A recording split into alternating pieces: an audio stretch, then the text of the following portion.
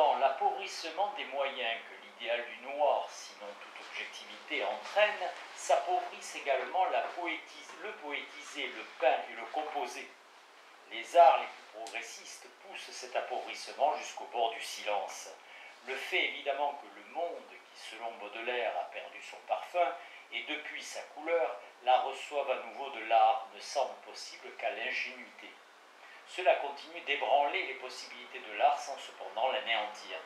Du reste, un artiste comme Schubert, tant exploité plus tard par l'affirmation, demandait déjà, pendant la première période du romantisme, s'il existait quelque chose comme la musique gaie. L'injustice que commet tout art gai, surtout celui du divertissement, est certes une injustice à l'égard des morts de la souffrance accumulée et muette. Malgré tout, l'art noir porte des traits qui, même s'ils lui étaient définitifs, scellent le désespoir historique, mais dans la mesure où tout peut toujours encore changer, ces traits pourraient eux-mêmes n'être qu'éphémères. Ce que l'hédonisme esthétique, qui a survécu aux catastrophes, reproche comme une perversion au postulat du sombre que les surréalistes ont érigé en programme sous la forme de l'humour noir, à savoir que les moments les plus sombres de l'art doivent préparer quelque chose comme le plaisir, n'est pas autre chose que ce que l'art et une conscience juste de celui-ci ne trouvent plus leur bonheur, trouvent que dans l'aptitude à la résistance. Ce bonheur s'irradie dans l'apparition sensible. De même que dans les œuvres d'art exact, leur esprit se communique encore au phénomène le plus récalcitrant, le sort pour ainsi dire d'une manière sensible. Ainsi, depuis Baudelaire, les ténèbres exercent un attrait également sensible comme antithèse de la façade trompeuse et sensible de la culture. La dissonance procure plus de plaisir que la consonance. C'est ce qui se produit point pour point dans l'hédonisme.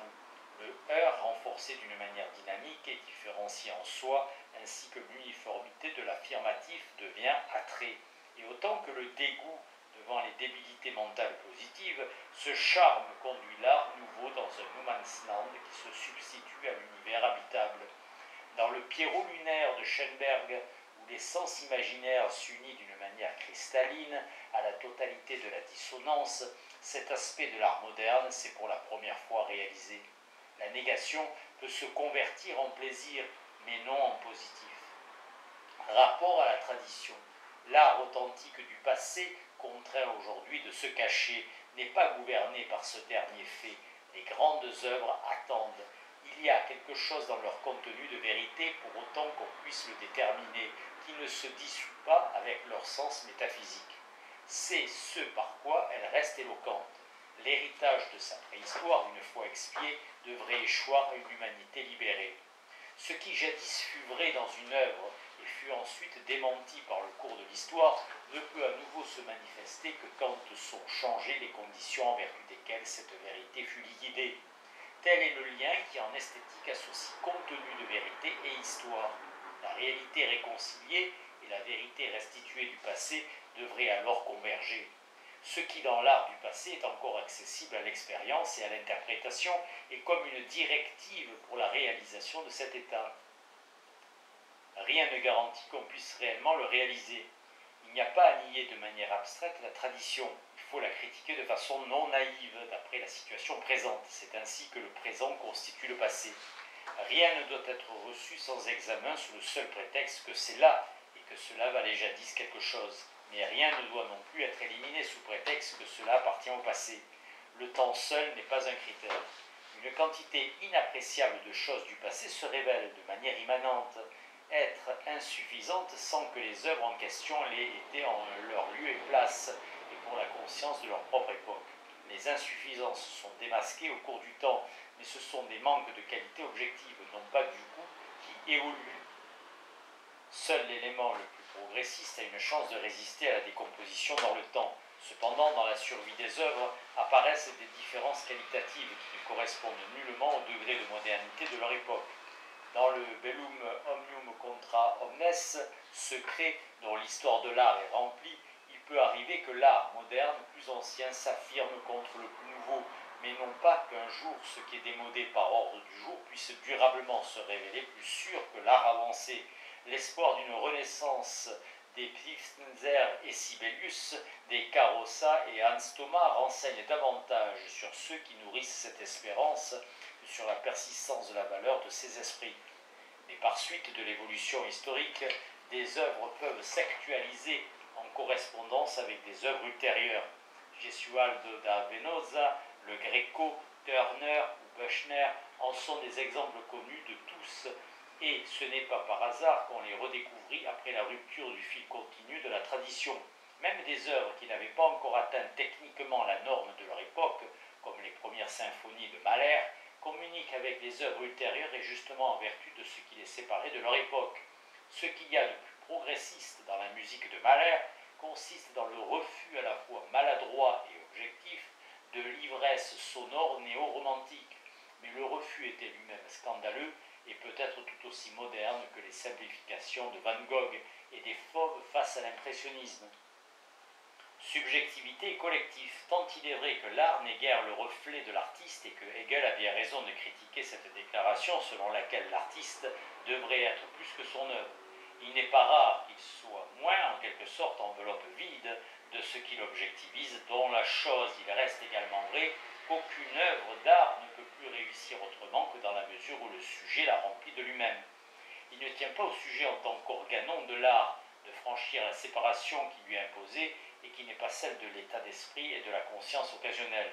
Mais par cette situation, l'art en tant qu'élément spirituel est dans sa constitution objective contraint à la médiation subjective. La part subjective dans l'œuvre d'art est elle-même un élément d'objectivité. Certes, le moment mimétique irréductible à l'art est par sa substance un universel, impossible cependant à atteindre autrement que par l'idiosyncrasie indissoluble du sujet particulier. Si l'art est en soi et au plus profond de lui-même un comportement, il ne faut pas l'isoler de l'expression et celle-ci n'existe pas sans sujet. Le passage à l'universel discursivement reconnu par lequel les sujets particuliers qui réfléchissent surtout politiquement espèrent échapper à l'atomisation et à l'impuissance est esthétiquement une rechute dans l'hétéronomie. Si la cause de l'artiste doit dépasser sa contingence, il doit alors payer le fait que, contrairement à celui qui pense de manière discursive, il ne peut s'élever au-dessus de lui-même et de la limite objectivement fixée, même si un jour la structure atomiste de la société était modifiée. L'art n'aurait pas à sacrifier son idée sociale. Comment est-il possible de sacrifier un particulier à l'universalité sociale? Tant que diverge le particulier et l'universel, il n'y a pas de liberté. Celle-ci procurerait à un groupe particulier ce droit qui ne se revendique plus aujourd'hui en esthétique nulle part ailleurs que dans les contraintes idiosyncrasiques auxquelles doivent obéir les artistes. Quiconque, devant la pression collective immodérée, insiste sur la pénétration de l'art par le sujet ne doit lui-même en aucune façon penser sous le voile subjectiviste. L'être pour soi esthétique recèle ce qui, par l'élément collectivement le plus progressiste, a échappé au sortilège. Toute idiosyncrasie vit, en vertu de son moment mimétique, pré-individuel, des forces collectives dont elle est elle-même inconsciente. La réflexion du sujet, aussi isolé soit-il, veille à ce que celle-ci n'entraîne pas vers la régression. La conception sociale de l'esthétique néglige habituellement le concept de force productive. Mais au plus profond des processus technologiques, celle-ci est le sujet, technologie pétrifiée. Les productions qui l'évitent et veulent, pour ainsi dire, se rendre techniquement indépendantes, doivent se corriger au contact du sujet. Solipsisme, tabou mimétique, émancipation. La rébellion de l'art contre sa fausse spiritualisation intentionnelle, par exemple celle de Wedekind dans le programme d'un art corporel, est elle-même une rébellion de l'esprit qui se nie lui-même de temps à autre. Il est vrai. Il est cependant présent au stade actuel de la société en vertu seulement du principe d'individuation. On peut concevoir en art un travail collectif, mais on ne peut guère imaginer l'extinction de la subjectivité qui lui est immanente. S'il devait en être autrement, les conditions seraient créées pour que la conscience sociale globale atteigne un niveau qui ne la mette plus en conflit avec la conscience la plus progressiste, et aujourd'hui, ce ne peut être que celle des individus. La philosophie bourgeoise idéaliste n'a pas été capable, jusque dans ses modifications les plus subtiles, de battre en brèche le solipsisme sur le plan de la théorie de la connaissance. Celle-ci, calquée sur la conscience morale bourgeoise, n'eut pour elle aucune conséquence. L'art lui a apparaît comme nécessairement et immédiatement intersubjectif. Il faut renverser ce rapport de la théorie et de la connaissance et de l'art. Celle-ci, grâce à la réflexion critique de soi, peut briser le joug solipsiste, tandis que le point de référence subjectif de l'art reste réellement ce que le solipsisme se contentait d'être dans la réalité. L'art est la vérité historico-philosophique du solipsisme faux en soi. On ne peut dépasser en lui volontairement le stade que la philosophie a hypostasié à tort. L'apparence esthétique est ce que le solipsisme confond extra-esthétiquement avec la vérité, parce qu'elle passe à côté de la différence centrale. L'attaque de Lukács contre l'art moderne radical tombe complètement à côté. Il entache de courants philosophiques réellement ou prétendument solipsistes. Cependant, le même est dans les deux cas tout bonnement le contraire. Un moment critique du tabou mimétique se dresse contre cette tiédeur qui aujourd'hui commence à passer pour de l'expressivité. Les émotions provoquées par l'expression engendrent une sorte de contact dont les conformistes se réjouissent vivement. C'est dans cet esprit que l'on a absorbé le Wozzek de Berg et qu'on s'en est servi de façon réactionnaire contre l'école de Schoenberg, dont aucune mesure ne renie sa musique. Le paradoxe de cet état de choses se concentre dans la préface de Schoenberg aux Bagatelles pour quatuor à cordes de Webern, une œuvre extrêmement expressive. Il en fait l'éloge parce qu'elle fait fi de chaleur animale. Cependant, cette chaleur est attestée également dans des œuvres dont le langage l'a repoussée jadis, précisément au nom de l'authenticité de l'expression. L'art sérieux se polarise d'un côté vers une expressivité non édulcorée et inconsolée qui refuse même l'ultime réconciliation, et d'autre part vers l'inexpressivité de la construction qui exprime l'impuissance croissante de l'expression. Les débats au sujet du tabou pèsent sur le sujet et l'expression concerne une dialectique de l'émancipation dont le postulat, en tant que postulat de l'émancipation de la contrainte infantile, vaut chez Kant tant pour l'art que pour la raison. L'histoire de l'art moderne et l'histoire de l'effort vers l'émancipation comme aversion organisée et croissante à l'égard de l'infantilisme de l'art, qui ne devient bien sûr puéril que d'après le critère de l'étroite rationalité pragmatique. Cependant, l'art se rebelle tout autant contre cette forme de rationalité elle-même qui, passant sur la relation fin-moyen, oublie les fins et fétichise les moyens en fin. Cette irrationalité, dans le principe de la raison, est démasquée par l'irrationalité rationnelle et en même temps déclarée de l'art dans ses procédures techniques. Elle met en évidence ce qu'il y a d'infantile dans l'idéal de l'adulte. L'immaturité, à force de maturité, est le prototype du jeu. Métier. Dans l'art moderne, le métier est fondamentalement différent des méthodes artisanales traditionnelles. Il désigne l'ensemble des facultés par lesquelles l'artiste rend justice à la conception et par là rompt nettement le cordon ombilical de la tradition. Ce métier, cependant, ne tire jamais seulement son origine de l'œuvre particulière. Aucun artiste n'aborde jamais son œuvre avec rien d'autre que ses yeux, ses oreilles, le mode d'expression de celle-ci. La réalisation du mode spécifique suppose toujours des qualités acquises bien au-delà de l'influence de la spécification. Seuls les dilettantes confondent table rase et originalité. Ce totum, globalité, des forces investies dans l'œuvre d'art, apparemment quelque chose de purement subjectif, et la présence potentielle de l'élément collectif dans l'œuvre, proportionnellement aux forces productives disponibles. Il contient la monade sans fenêtre. Cela apparaît de la manière la plus frappante dans les corrections critiques de l'artiste.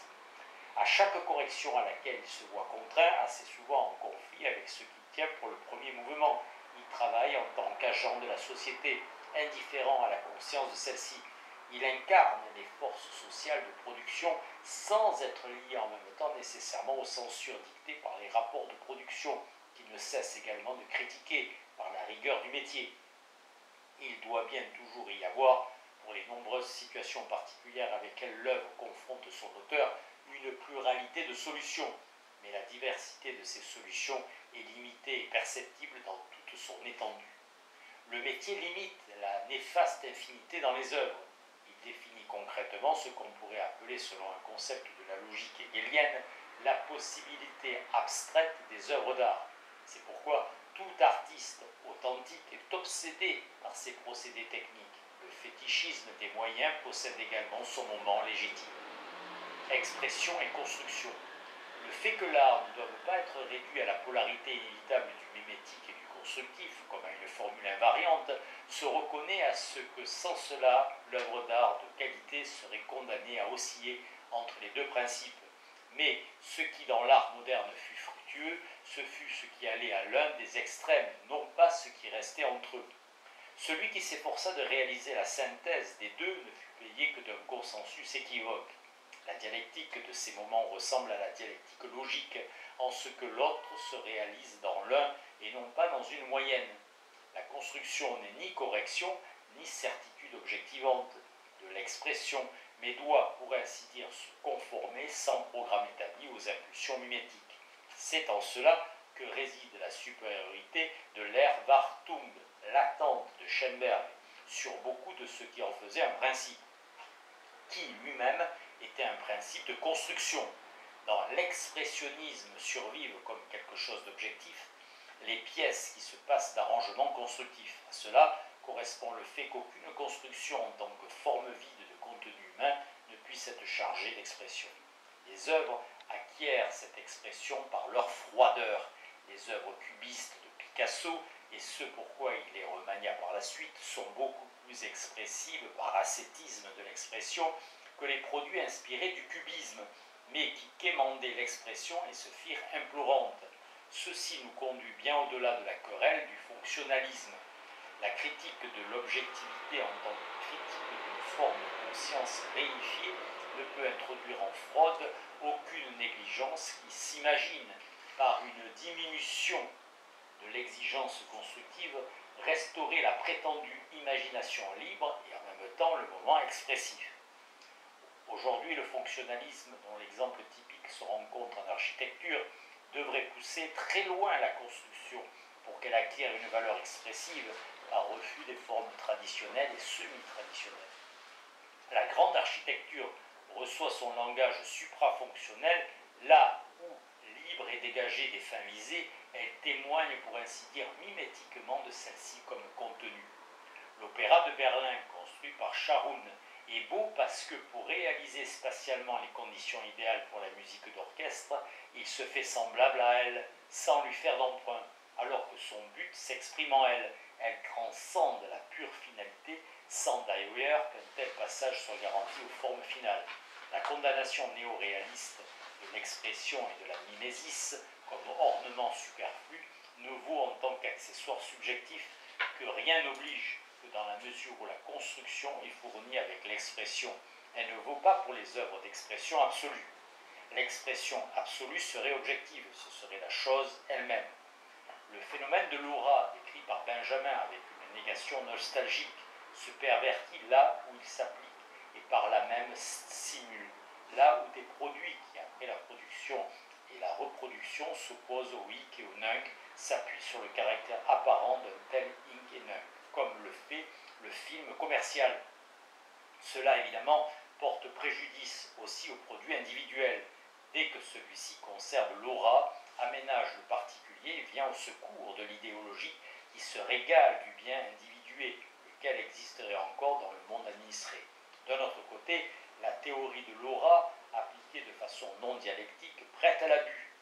Avec elle, cette Entkunstung, désartification, l'art a été progressivement privé de son caractère artistique, avec elle, cette Entkunstung de l'art se fait prendre au slogan qui s'amorce à l'époque de la reproductibilité technique de l'œuvre d'art.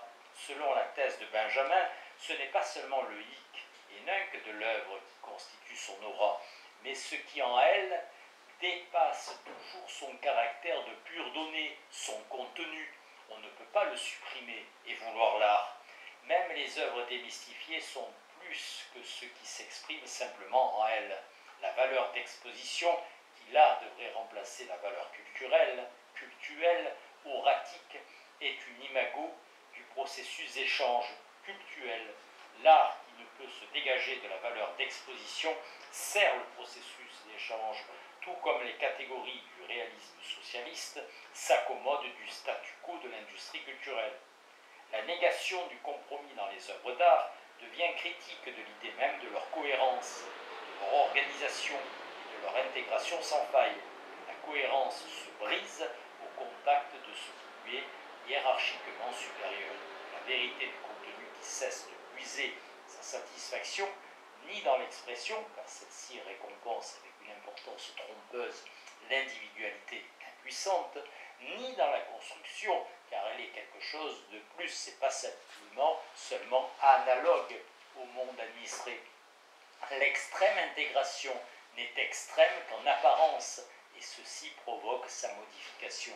Les artistes qui la poussèrent à l'extrême, depuis Beethoven dans sa dernière période, mobilisèrent la désintégration. Le contenu de vérité de l'art, dont l'intégration fut l'instrument, se retourne contre l'art, et il trouve dans cette orientation ses instants emphatiques. Mais c'est dans les œuvres elles-mêmes que les artistes puisent cette nécessité, un surplus d'organisation, de discipline. Cela les pousse à mettre de côté la baguette magique, comme le Prospero de Shakespeare, par la bouche duquel s'exprime le poète. Et la vérité d'une telle désintégration ne peut être obtenue que grâce au triomphe et à la faute de l'intégration. Le fragmentaire qui intervient ici ne se confond pas avec la particularité contingente. Le fragment est la partie de la totalité de l'œuvre, partie qui résiste à cette totalité.